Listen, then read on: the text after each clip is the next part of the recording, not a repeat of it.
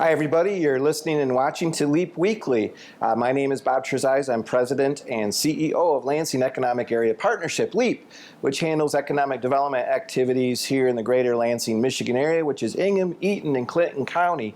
And let's get right to the great economic news of the week. Well, first off, I want to say congratulations to Tony Willis and our friends at Spartan Innovation and Neo Center for another terrific business pitch competition last night called The Hatching. This is our monthly business pitch competition where we give away $1,000 to the greatest entrepreneurial idea and then work with that person, that winner, to create that idea into a viable business. And this is helping contribute to our brand new, blooming entrepreneurial business startup culture in the Lansing region. And we had over 70 attendees. There were 4 presenters. 3 of those 4 presenters were MSU student groups. The winner was Go Spot, which was one of the MSU groups. And the founder is Austin Powinski. And the invention is a spray like Rain-X for the underwater camera lens of something like GoPro. So it was a very interesting concept, and we congratulate Austin. He won $1,000 from LEAP. LEAP was the sponsor of the event last night, as well as LEAP is one of the founders, and we manage and put on the event as well. So congratulations to GoSpot. As part of our continued entrepreneurial efforts here at LEAP, we have a contract with Eaton Risa and Lucas Schraben. The program is called 5-Minute Tops, where we have a series of youth entrepreneurial business pitch competitions around the 3-county area, and it all culminates in a sort of grand, the Super Bowl of youth entrepreneurial events which will be held on March 24th at the Lansing Center. So this is one of the leading up to business pitch competitions in the Maple Valley School District, and Keith Lambert was one of the judges there. There was a large group of kids, and we gave away $500 in wins and awards. The winner goes on to Lansing Community College's regional pitch competition. All the kids, the entrepreneurs, qualify now automatically to be in our youth entrepreneurial program, which again is on March 24th at the Lansing Center. As a reminder, though, any student or parent or youth in high school can sign up now to participate in our youth entrepreneurial program on March 24th. You have to do it by February 29th. Go to purelansing.com/youth startup, and you can sign up right there. There's $10,000 to $15,000 of money to be awarded, so it's a wonderful event. It's a lot of fun, and if you have a good idea for a business and you're in high school, anywhere in the 3-county area, you should sign up for that event. As a reminder, LEAP continues to administer our $500,000 EPA brownfield assessment grant program. And so far, we have approved 14 projects in the first 60 days of the program. These are really great projects. This money really helps a potential site become more likely for development and cleanup.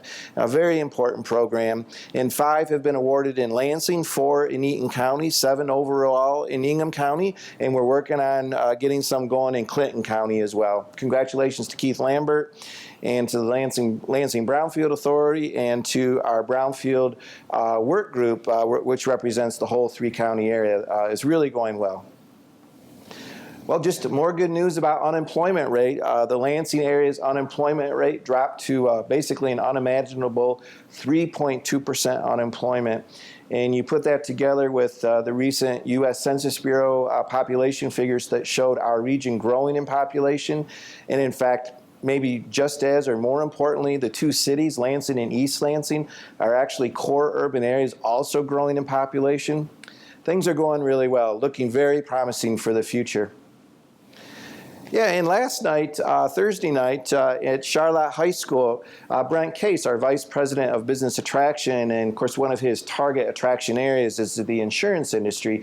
We have a real value-added proposition to make to insurance companies around the country, maybe especially on the East Coast, that the Lansing area is a hub of the Midwest and a great place to be operating your insurance business. But anyway, 40% of the insurance industry will be reaching retirement age through the next 10 years. So getting a foundation of labor prospects, of kids, of adults, of skilled people ready and willing and interested in wanting to work in the insurance industry is very imperative, in particular for the Lansing area, for the state of Michigan as well, but in particular for the state of Michigan. So congratulations to Charlotte High School. We were there last night, Brent Case. And they had award ceremony, a graduation ceremony, essentially, for their insurance training program called Insure the Bird. And kids are ready for a great career, we're wanting, as I said, build a pipeline to replace the 40% retirees over the next 10 years in the insurance industry. As you know, we have multiple Fortune 500 national headquarters here in the Lansing area. The event recognized just about 20 graduates from the Charlotte High School Insure the Bird program, and LEAP and the State's Insurance Institute of Michigan, as well as a whole host of other sponsors and partners.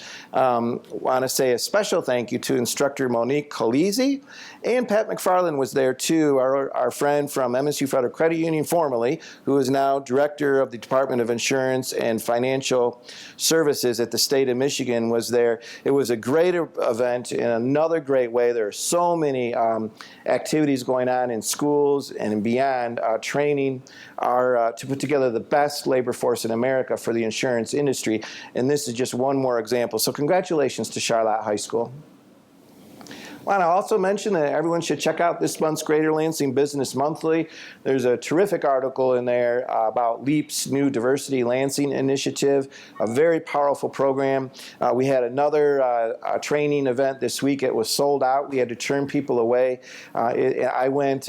It is really reshapes and is so helpful from a business perspective.